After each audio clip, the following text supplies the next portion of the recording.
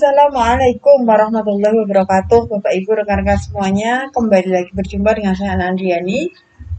Pada kesempatan kali ini, ini satu judulnya baru ya, persiapan UP Matematika Februari 2023. Nah, sedikit cerita nih, kemarin pengalaman yang UP Desember gimana? Alhamdulillah banyak yang testimoni bahwa soal-soal yang saya bahas baik di grup baik di YouTube maupun di bimbel saya itu banyak yang keluar gitu. Bahkan kata teman-teman itu 90% itu keluar gitu. Alhamdulillah senang sekali bisa membantu Bapak Ibu semuanya gitu. Nah, untuk ini persiapan UP Februari. Nah, ini saya mulai, biasanya kan saya profesional dulu ya. Ini saya mulai dengan pedagogi gitu Bapak. Karena apa? Ya nggak apa-apa, variasi aja, variasi aja. Yuk kita mulai ya, tanpa panjang lebar. Ini semoga nanti bisa membantu kita semua dalam memahami soal-soal pedagogi. Ini adalah versi saya ya, Bapak Ibu ya. Sekali lagi ini adalah versi saya. Jadi kalau Bapak Ibu punya pendapat lain ya monggo bisa kita diskusikan di kolom komentar gitu ya. Tapi kembali lagi nanti ketika milih jawaban itu pasti sesuai dengan kemantapan kita masing-masing gitu ya. Karena karakteristik pedagogi itu kan memang itu ya apa namanya rawan beda pendapat kayak gitu. Yang penting kita punya argumen yang kuat. Gitu. Kalau profesional kan ya karena kita bidangnya matematika ya jawabannya dua ya dua gitu bisa. Gitu langsung ya. Oke. Nih soalnya seperti ini. Jadi kalau Bapak Ibu guru yang belum tahu, jadi pedagogi dalam matematika itu ya berarti dia dicampur ke dalam mapel matematika seperti itu ya. Misal ini, guru matematika kelas 7 akan membagikan KD 4.3 menyelesaikan masalah yang berkaitan dengan bilangan dalam bentuk bilangan berpangkat bulat positif dan negatif. Siswa diminta menyelesaikan soal, kemudian guru meminta siswa untuk menyelesaikan pekerjaan di papan tulis. Oke ya, jadi seperti itu adanya.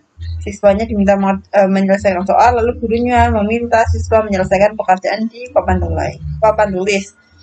Berikut adalah aktivitas yang sesuai dapat dilakukan pada pembelajaran klasikal yang memperhatikan heterogenitas kemampuan siswa. Nah, di sini kata kuncinya, heterogenitas kemampuan siswa. Guru tidak meminta siswa berkemampuan kurang untuk mengerjakan di papan tulis karena akan memperlambat PBM. Nah, jelas tidak ya. Guru menawarkan pada siswa dalam satu kelas siapa yang akan mengerjakan tiap soal di papan tulis. Kita simpan. C. Guru meminta siswa untuk urut presentasi untuk mengerjakan soal di papan tulis. D. Guru menunjuk siswa berkemampuan tinggi saja untuk mengerjakan di papan tulis agar bisa contoh teman lain. Yang E. Memberikan giliran pada siswa untuk mengerjakan soal di papan tulis sesuai dengan tingkat kesulitan soal dan kemampuan siswa. Kalau saya condongnya yang E, Bapak Ibu ya.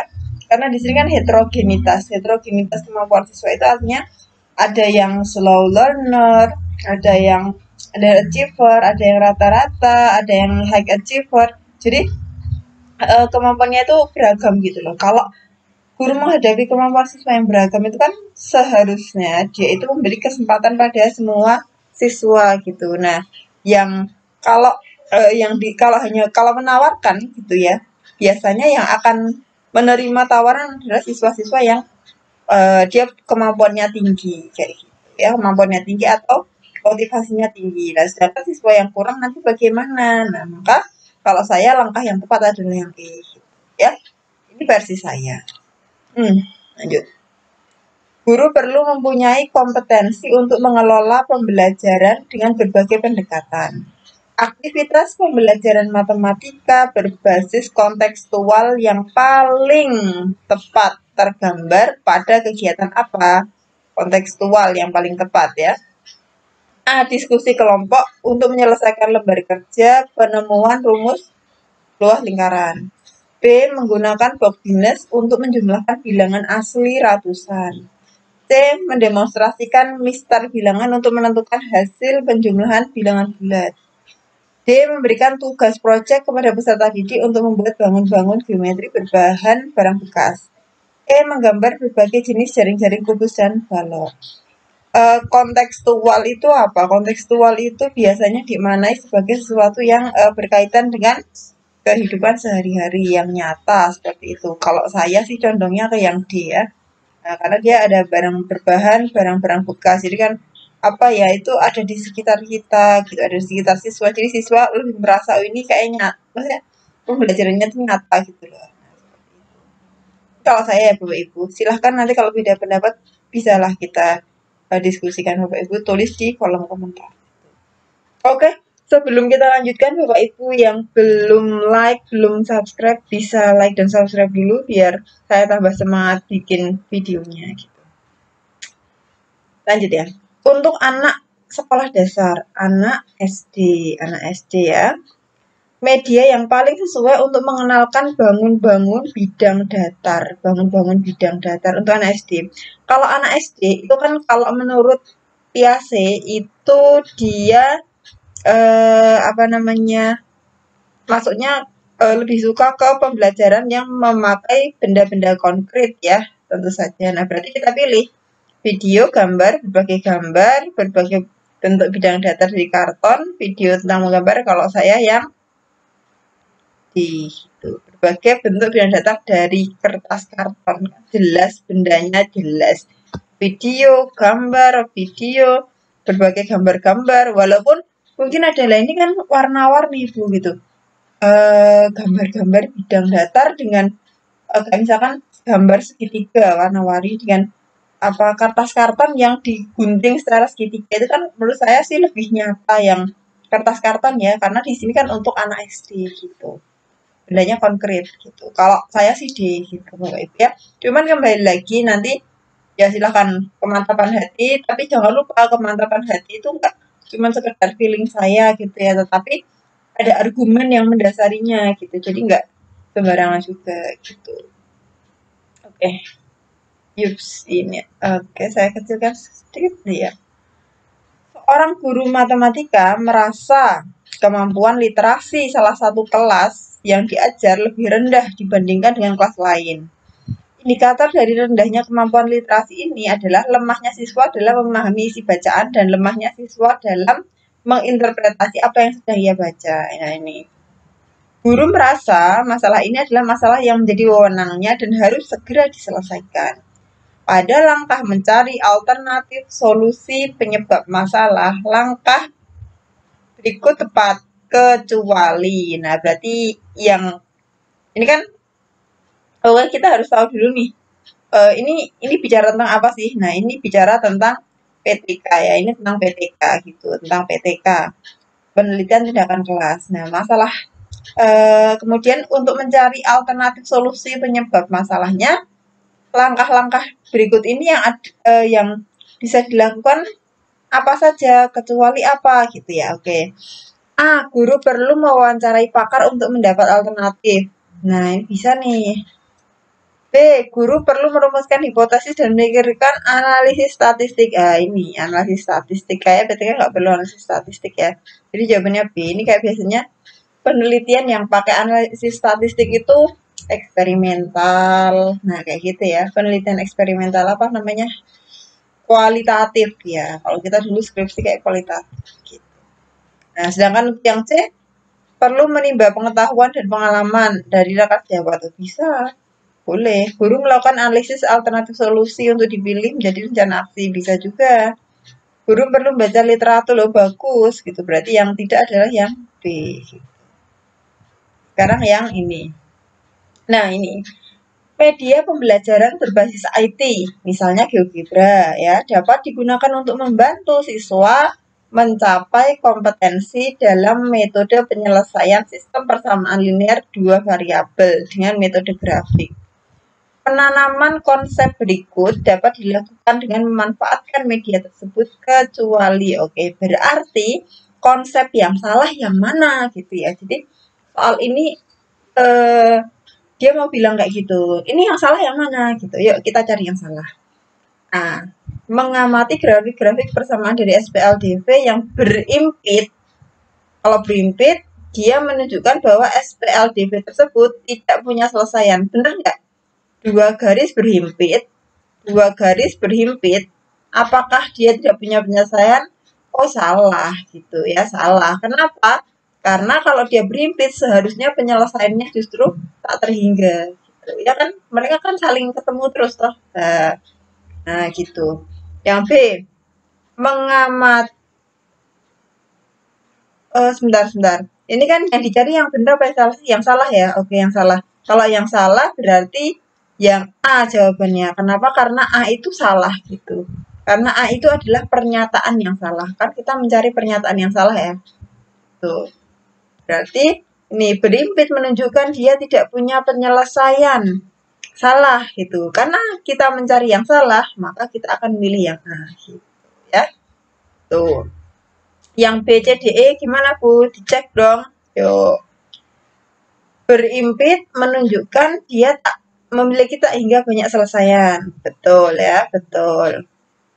Terus berpotongan memiliki tepat satu selesaian. Betul ya kan garisnya gini ya, berpotongan tuh kan gini. Nah ini selisihnya kan satu. Sejajar menunjukkan tak punya penyelesaian. Betul. Jadi kalau sejajar gini kan malah nggak pernah ketemu ya.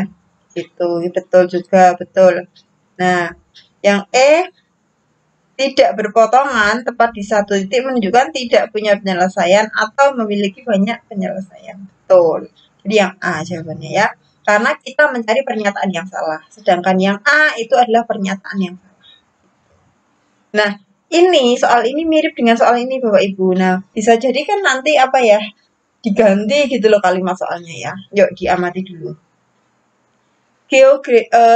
Ya nggak persis banget sih, cuman maksud saya ini masih satu konsep gitu. GeoGebra merupakan aplikasi yang digunakan sebagai media pembelajaran berbasis IT. Salah satu pokok bahasan yang dapat menggunakan bantuan GeoGebra adalah penanaman konsep solusi pada SPLDV. Konsep solusi SPLDV yang dapat divisualisasikan dengan GeoGebra adalah A. Solusi dari SPLDV adalah titik yang dilalui oleh semua grafik. Betul? Betul ya, namanya solusi itu adalah titik yang dilalui oleh semua grafik. Jadi gini, misalkan ada 3 garis ya berarti gini. Nah, ini loh namanya solusi itu yang titik temunya mereka. B, ini yang apa sih? Oh, konsep solusi yang dapat, oh berarti nyari pernyataan yang betul ya. Nah, berarti yang A itu betul langsung. Yang B, C, D, E, yuk dibuktikan salah. Solusi tak hingga sebenarnya kalau udah nemu A ya udah aja ya kita lewati. Cuman kalau Bapak Ibu pengen ini dibahas ya nggak apa-apa. Solusi tak hingga ditampilkan oleh 2 grafik SPLDV sejajar. Oh tidak. Kalau tak hingga tuh dia harusnya berimpit. Tidak terdapatnya solusi SPLDV dengan 3 persamaan digambarkan dengan ketiga garis berimpit. Oh salah. Seharusnya kalau dia tidak dapat solusi, tidak punya solusi, mereka harusnya sejajar. D. Solusi dari SPLDV dengan tidak tiga ya harusnya ini ya. 3 persamaan adalah 3 buah titik potong grafik. Salah. Solusi walaupun SPLDV, SPLTV, apapun lah ya, berapapun persamaan garisnya, nah itu dia solusinya itu ya namanya titik ya titik.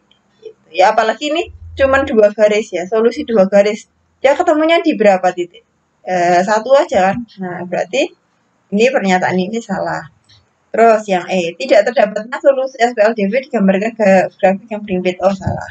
Karena kalau nggak punya solusi harusnya dia sejajar, kan tidak pernah ketemu ya. Jadi konsep solusi adalah titik temu Bapak Ibu ya, itu yang dipegang. Ini sebenarnya kan konsep SMP juga diajari kayak gini kan. Lanjut. Nah ini. Guru SMP kelas berapa nih?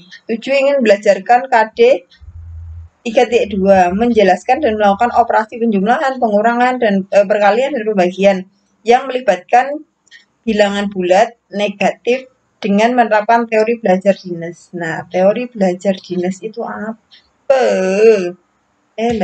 Sebentar. Teori belajar dinas itu aktivitas belajar yang paling tepat adalah, nah, kalau Bapak Ibu nggak tahu teori dinas, wah, wassalam ini. Nggak bisa. Karena kalau baca ABC-an pasti bagus-bagus semua gitu. Nah, teori Dines itu jadi untuk belajar tentang bilangan itu kita biasanya media yang tepat adalah blog Dines. Kemudian kalau teori Dines sendiri itu adalah eh, belajar sambil bermain peran kayak gitu. Jadi siswa dilibatkan dalam sebuah permainan peran gitu dalam pembelajaran matematika. Biasanya memang di kelas rendah ya. Kelas tinggi mungkin juga bisa. Aktivitas yang paling tepat. Nah, kita lihat saja yang menunjukkan bahwa dia itu melibatkan siswa dalam permainan peran itu apa. A. Untuk belajarkan operasi siswa diajak bermain sedotan. Nah, kemudian di sini bermain Bu. Oke, disimpan dulu. Yang B membelajarkan ini dengan animasi, kayaknya tidak.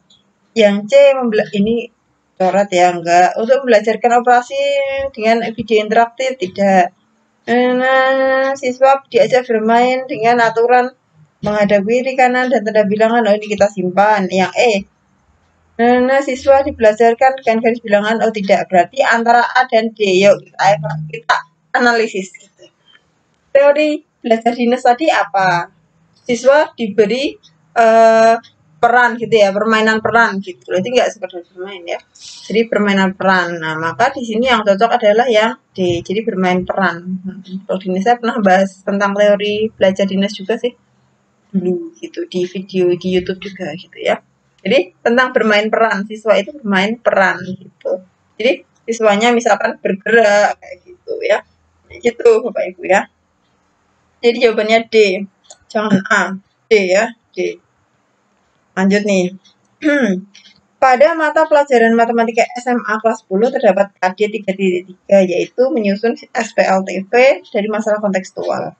Jika guru ingin membelajarkan KD tersebut dengan harapan siswa mempunyai kemampuan berpikir pada level mencipta, maka indikator pencapaian kompetensi yang tepat adalah mendeskripsikan keterkaitan penyelesaian, membuat model matematika dari situasi ini menggunakan matriks, menyelesaikan masalah kontekstual, menjelaskan bagaimana PLTP dengan menggunakan bisnis secara. Kalau saya condong yang B, Bapak Ibu, mencipta. Nah, di sini kan membuat model matematika ya. Ini enak. Pilihan gandanya itu KKO-nya langsung beda gitu. Nah, ada saat lalu kalau KKO-nya sama gimana gitu. Ya kalau KKO-nya sama ya baca kalimatnya gitu loh. Ya baca aja kalimatnya mana yang tepat kayak gitu ya. Mencipta itu berarti kan membuat sesuatu yang baru ya. Nah, jadi pilihan gandanya itu cari yang akhirnya bayangkan siswanya itu membuat sesuatu yang baru gitu loh. Bukan walaupun ada kata membuat di sini ya jangan terus cuma membuat ringkasan. Nah, enggak ya. Kalau membuat ringkasan itu kan dia nggak mencipta, dia yang apa namanya malah ya bikin apa ya tidak ada level mencipta itu kan paling tinggi ya Bapak Ibu ya, bayangkan. Jadi jangan terus pukul rata ada kata membuat itu terus pasti mencipta gitu. Jadi lihat konteks kalimatnya juga. Cuman di sini enak sekali gitu karena KO-nya nggak mirip-mirip sehingga kita dengan mudah apa namanya memilih jawaban gitu ya. Lanjut ya. Nah, soal terakhir yang saya bahas. Ini banyak sih cuman sedikit-sedikit aja saya mau ada kegiatan.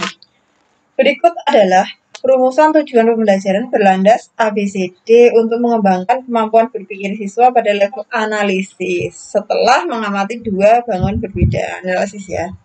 Analisis itu berarti ya mikirnya agak tinggi gitu loh bahasanya ya Bapak Ibu ya. Jadi nih yang diketahui ukurannya, siswa dapat menentukan apa nih yang agak mikirnya agak tinggi. A. Paling sedikit 4 ruas garis sejajar pada bangun tersebut. B. Paling sedikit 3 perbedaan sifat kedua bangun tersebut. C. Menyebutkan berapa banyak rusuk. D.